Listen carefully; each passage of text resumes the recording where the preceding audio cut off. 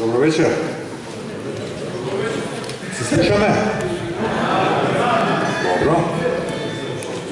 Бидејќи воведното обраќање јасно покажа, дека можам веднаш да пројдам на презентацијата, само уште едно сакам да се разбереме.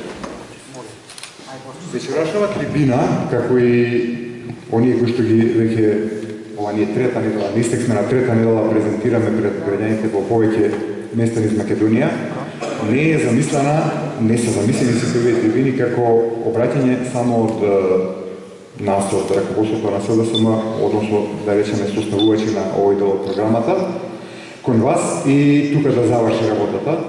Туку станува збор за еден посебен, еден современ, ја би го нарекол, начин на создавање програма. Значи, она што ние го направивме е основата, повеќе тоа визија и некои мерки за остварување на таа визија за која би била политичката програма на Социјалдемократскиот сојуз. И сега овој период од месец дена, тама сме негде на половина, тоа е добар знак. Значи, ние имаме двојна цел. Прво, да ја представиме програмата пред граѓаните и второ, да ставиме на тестирање. Во смисла, дали се мерките прифатливи и дали се мерките оние кои што граѓаните ги очекуваат. Дали се реални и низ тие разговори да дојдеме до дополнување на програмата. Значи, двојна е целта. Така што вечерва ние, јас и господинот Дамјан Мачевски, имаме задача да ви представиме дел од програмата, дел оние мерки кои што ги сметаме за најатрактивни, особено за регионот Беровски, општина Берово, а потоа да преидеме на разговор. Мене лично многу повеќе ќе ме интересира тој дел на разговор, бидејќи овие мерки веќе повеќето ви знаете. Бидејќи тие се пласирани, веќе повеќето мерки, значи, најнапред ќе ви дам еден повед зашто и е поставена таа цел на програмата која што е позната и кој е нашиот основен пристап, кој што е дефинитивно социјалдемократски по својата идеологија или филозофија. Потоа ќе се остана на некои мерки кои што претпоставувам се поинтересни и ќе предеме на дебати. Добро. Мислам дека беше доста вовед. Што е суштината, што е основната цел на оваа програма на СДСМ? Мислам, тоа го знаем. Враќање на средната класа. Меѓутоа, веднаш се поставува прашање, а зашто би ја враќале средната класа? Што е тоа тука битно? Пред да почнеме ние со длабинско и конкретизирање на мерките во програмата, направивме една анализа. Знаеме дека ситуацијата во Македонија е лоша, тоа не треба да го откриваме и немаме никаква намера вас да ви убедуваме дека ситуацијата ви е лоша. Меѓутоа, колку е лоша, докаде сме стану заглибени и што де факто прво мора да се направи и од каде да се почне. Таа анализа ни ги покажа следните ужасувачки резултати за Македонија. Македонија денес е социјално најраслоената држава во Европа. Не знам по кои мерки сме таму четврти во Европа, наводно сме четврти во Европа, во не знам степен на незадолженост или стапка на пораст на бруто домашен производ, може да сме, може да не сме, ама за една работа сме први. Апсолутни шампиони во Европа, тоа е по социјална раслоеност. Што ќе каже, јазот меѓу богатите и сиромашните граѓани во Македонија е најдлабок од сите држави во Европа и е она што денес го определува основниот конфликт во ова општество. Малку за бројки само, да не биде многу доседан, ама пак професорски, не може без бројки. Многу мала група граѓани на Македонија се ултра богати. Не само за македонски услови, дел од нив би биле богати и кои би живееле во други држави. 20% од граѓаните на Македонија годишно троши, му припаѓа, го троши и ужива 50% од доходот што се создава Македонија. Останатата половина на сите 80% граѓани. Тоа е таа неверојатно голема социјална раслоеност и е фактички она нешто што прво мораме да почнеме да го решаваме. Не е во функција на тоа дали ќе биде политички тоа интересно за граѓаните, па ние би постигнале подобар резултат на избори. Тоа е проблем на Македонија кој што мора да биде решен. бидејќи додека има ваква социјална раствореност, нема напредок. Нема напредок ни во економска смисла на економски развој, ни во смисла на напредок на демократијата. Зашто нема економски напредок? Сите развиени држави и во текот на економски развиени држави и во текот на развојот и денес ја одржуваат својата економска динамика врз основа на тоа дека најголемиот дел од населението е средна класа. Тоа е најголемиот број граѓани кои што живее во услови на финансиска предвидливост и стабилност. Луѓе кои што не се плашат за своите работни места и за иднината своја и на своите семејства. Не се богати, ама не се ни сиромашни. Туку се она средна класа, класата која што најмногу произведува, класата која што воедно најмногу и троши. И тоа го поттикнува економскиот развој. Во Македонија тоа е невозможно да го направи, да биде започнато, бидејќи тој дел од населението го нема. Тоа е све заедно сега сиромашна класа на граѓани. Нема напредок во демократска смисла, бидејќи демократијата значи право на глас, право на бунење, одговорност на власта пред граѓаните и повеќе други такви карактеристики. Човек кој што нема обезбедена, сигурна финансиска перспектива, кој што се наоѓа во сиромашни, моли и чека да биде вработен, а потоа е исплашен дека може да биде истаран. Не може да биде да игра она улога политичка во системот кој што има како граѓанин. Во таквата ситуација, искуството на други држави, латиноамерички, а ги имаме од регионот порано, покажува имаме само навиду на демократија. Демократија која што вели ние ги добивме изборите, како и да е. Потоа све е наше, има да ќутите до наредни избори, па пак ние ќе победиме. Тоа не е демократија, апсолутно не е демократија. И точно затоа ние ја поставивме таа цел, да ја вратиме како наша основна цел. Оваа програма има своја многу битна цел, да ја вратиме средната класа во Република Македонија. Со други зборови, она население кое што е сега осиромашено, да дојде низ еден сплет на мерки и во еден текот на еден период, нема да го ограничиме временски, во ситуација да живее во нормална, предвидлива финансиска ситуација за себе и за своето семејство. Да не се плаши дека ќе остане без работа, дека нема да има откуп за неговите производи, дека нема да може да ги школува децата, дека децата ќе мора да одат во странство за да најдат било каква своја иднина. Сите оние негативни работи кои што не се наше секојдневно живење. Тука само уште една мала дигресија, мала странично објаснување. Ваквата ситуација во Македонија воопшто не е случајно настаната. Не, она е резултат на многу добро смислена политика. Многу суптилно смислена политика, која што не беше понудена на избори од страна на оној кој што ја спроведе таа политика.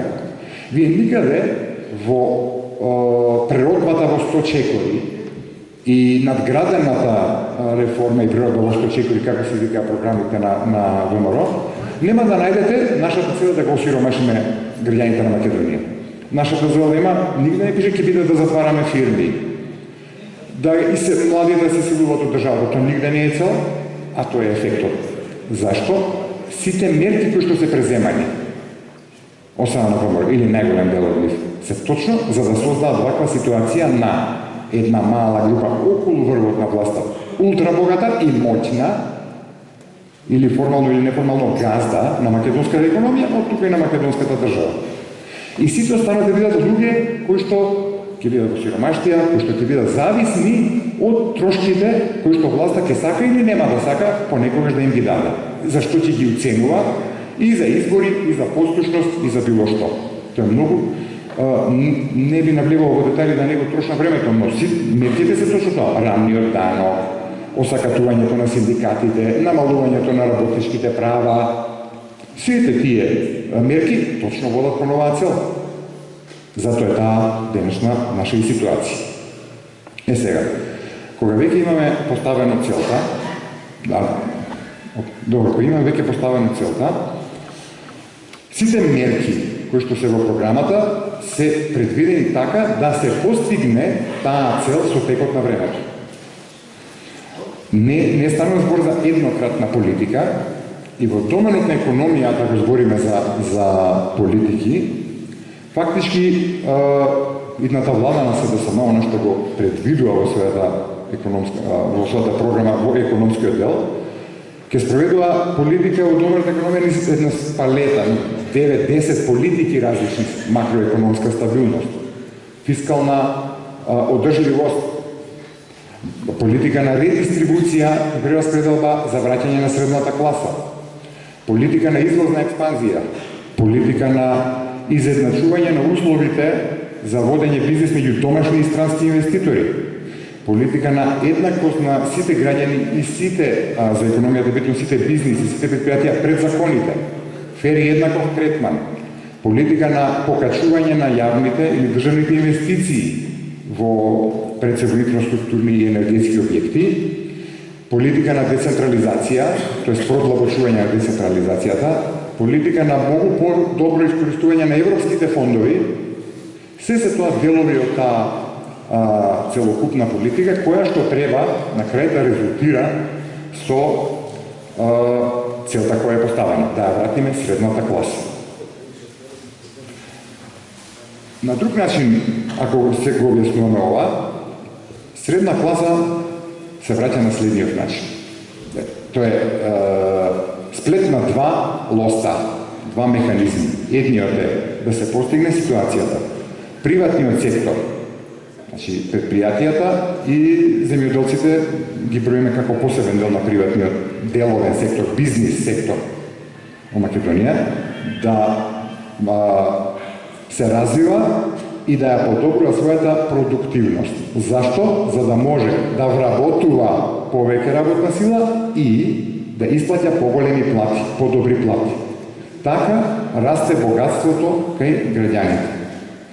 Сиромашната класа се излекува од позицијата на сиромашните и станува средна класа. Тоа е првиот лост. Вториот е прераспределба, односно често може да чуете и наречена Робин Худ политика, да се земе од богатите, да се даде на сиромашните, но низ една смислена даночна политика, значи оданочување на повисоко оданочување на оние кои што заработуваат повеќе и од доходот добиваат поголем дел и пренасочување на тие пари кон сиромашното население, за да може да се подобри неговата позиција на сиромашното население.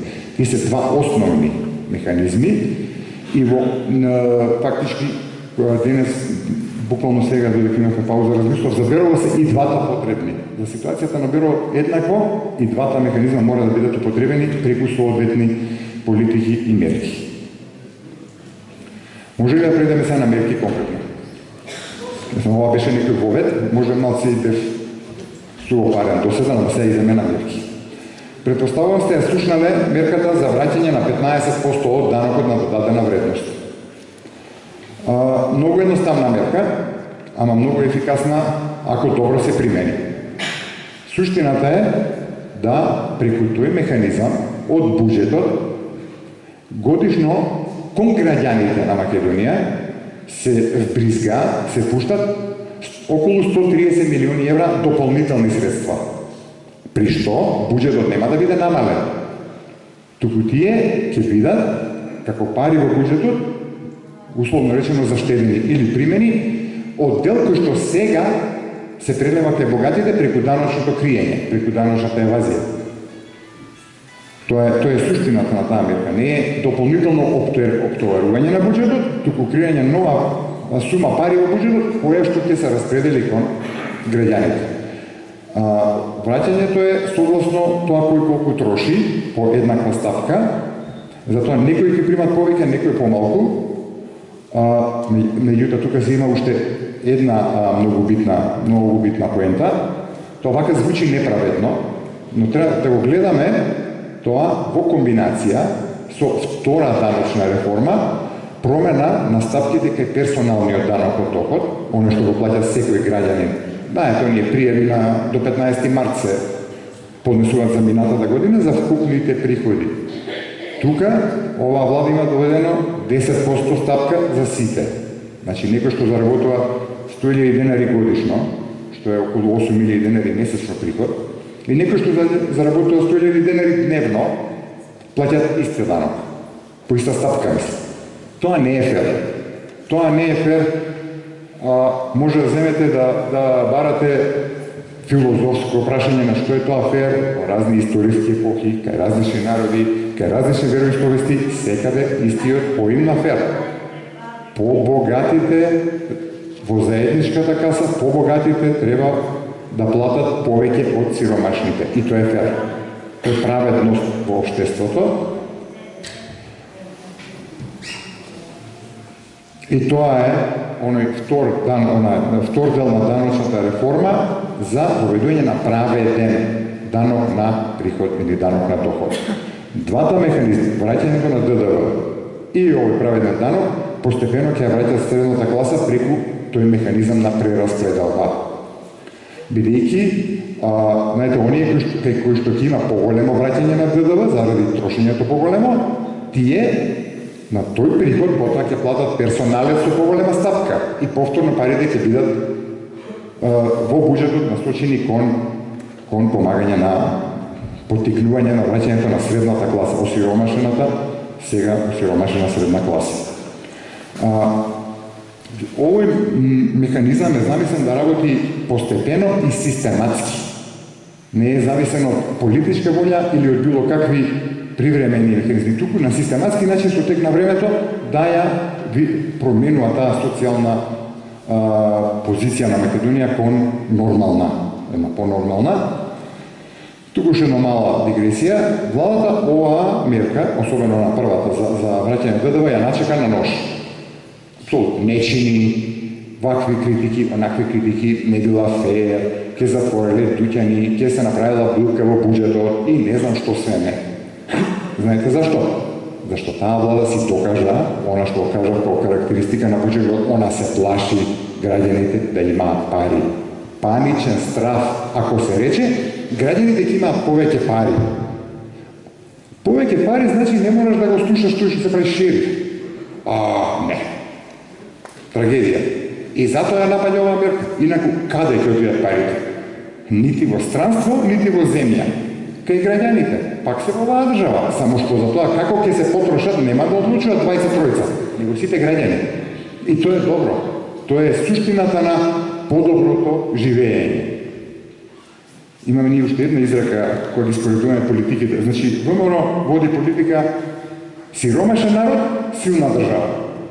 Нашата девиза е сосем обратна. Побогат народ, безбедна држава.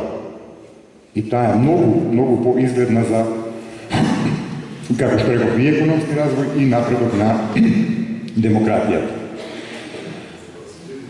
Сега конкретно за мерки кои што би биле поинтересни за регионот во Берово, иначе кои што сме се дел од нашата програма.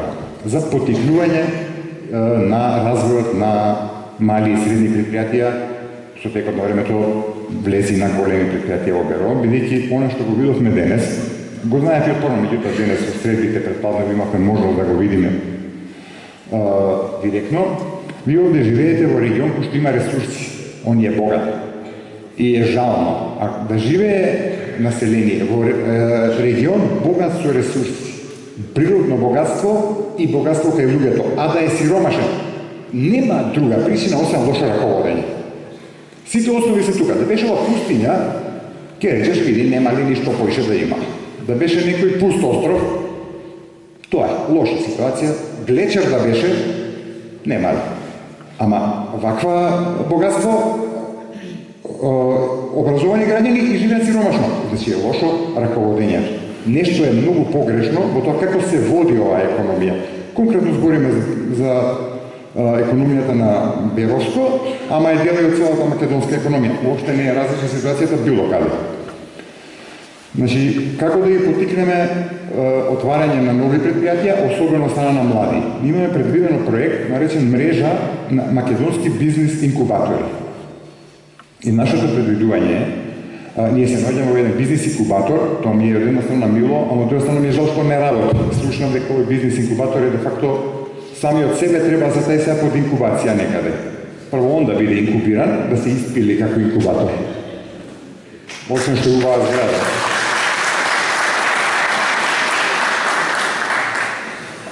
Нашиот предлог е да во Македонија постојат 8 статистички региони и планот е да се отвори во секој од тој региони по една основна канцеларија како инкубатор и по една уште една истурена. Значи била една мрежа од 16 инкубатори. Дефинитивно овој инкубатор ќе биде употребен како еден. Дефинитивно. Низ тој процес да се помага секоја година ние планираме, не може веднаш да се каже колку број интересенти ќе има, бидејќи тоа зависи од колку ќе бидат поттикнати оние кои што ќе имаат добри бизнис идеи и планови кои што ќе сакат да ги реализираат, но барем по 20 до 30 во секој од инкубаторите и да проведат период на обука, не мислам на факултетски испити, обука со успешни бизнисмени за тоа како се води мал бизнис, како се изработува и како се спроведува бизнис план. На крај, за оние добри идеи, мислам дека би биле не помалку од негде 250 до 300 на ниво на Македонија, кои што ќе бидат остварливи и кои што ќе нудат вработување на поголем број работна сила, тие ќе добијат помош. 10.000 евра неповратна помош за развој на малиот бизнис. И нормално и понатаму ќе бидат помагани од инкубаторот, оној кој што е државен, за да стигнат до онаа фаза да созреат и да можат сами да останат на пазарот. Значи, тоа е една можност, видена на многу други места, понекаде испробувана во Македонија, ама заради редица наши локални начини однесување и проблеми неуспешно, што не значи дека е лоша идејата, меѓутоа, како реков, испробана идеја во други држави, која што стварно овозможува создавање мали предпријатија, нови отварање нови предпријатија, кои што ќе вработуваат нова работна сила и тоа пред се од млади луѓе. Идејата е да бидат пред се млади, нема ограничување по возраст кој што сака да има своја идеја и да пройде низ таа фаза на инкубација, меѓутоа најчесто се тоа млади луѓе. На моја возраст некој да седи да отвара бизнис, тоа потешко. Туку пред се за млади луѓе. Она што го слушав исто денес е дека овде се потребни инвестиции во преработувачки капацитети на она што овој регион има како производство. Тоа пред се дрвото и компирите и сливите. Точно или не? Во делот на земјоделската политика предвидуваме две мерки кои што се типично битни за овие две работи. Едната е државата во јавно-приватни партнерства ќе отвара откупни центри и ќе стимулира формирање на откупни центри. Ја не гледам причина кога порано имало овде откупни центри за некои од овие видови производи, да во иднина не се отвори нов, ама да биде потегнат од државата. Второто прашање, кога збориме за земјоделие, е пласманот по прифатлива, нормална цена. И овде, и секаде во Македонија, ситуацијата е дека производителите многу често се жртва на откупувачите. На моќта на откупувачите, логично е, производители има многу и се релативно ситни, овие што се откупувачи, трговци се малку и се моćни на пазарот, има неравнотежа. Класичен случај е што пазарот мора да се регулира. Влада мора да застане преку регулација и има и ред механизми поврзани со како се изведува таа регулација во заштита на производителите кај при формирањето на цените.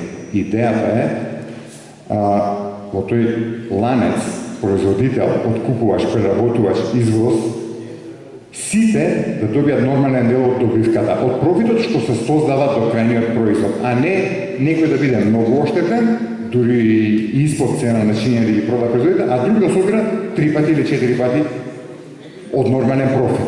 Тоа мора да се направи пологично преку механизми на формирање на цените, а таквата една регулаторна агенција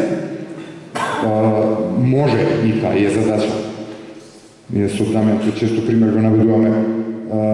Знаете, за да ги заштити потрошувачите од силниот понудувач, монополист, во Македонија постои Агенција за енергетика, постои Агенција за електронски комуникации, бидејќи се тројца оператори телекомуникациони и се 2 милиона со телефоните во раце. И се знае кој е моќен тука.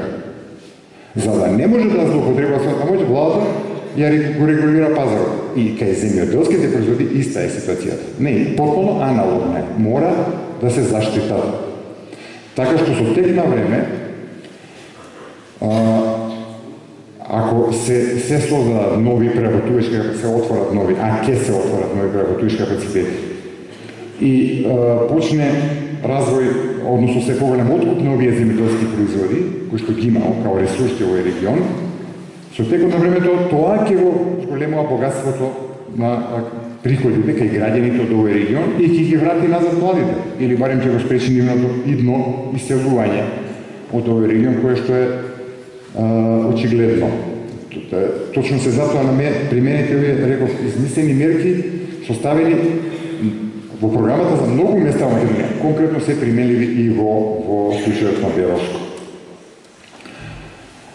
Кај дел од постарото население, знам дека се многу интересни оние мерки кои што ги дефиниравме од аспект на социјалната политика, бидејќи тоа население преку тие мерки на социјалната политика фактички треба да се доведе во ситуација да излезе од сиромаштво. Тука само неколку мерки ќе наведам исто, а потоа ќе можеме да предеме на нивно коментирање и ваше дополнување. Значи, од доменот на пензионирањето, прво нешто што е интересно, значи ние го враќаме она старо решение за пензионирање не само врз основа на старост, него и врз основа на работен стаж. Има опција. Кај жени за 30 години работен стаж, мажи со 40 години работен стаж, нека нема старосна услов исполнето, може да оди во пензија. За оние луѓе кои што не можат, и со навршување на старосната граница, 64 години, да устварат услови за старосна пензија.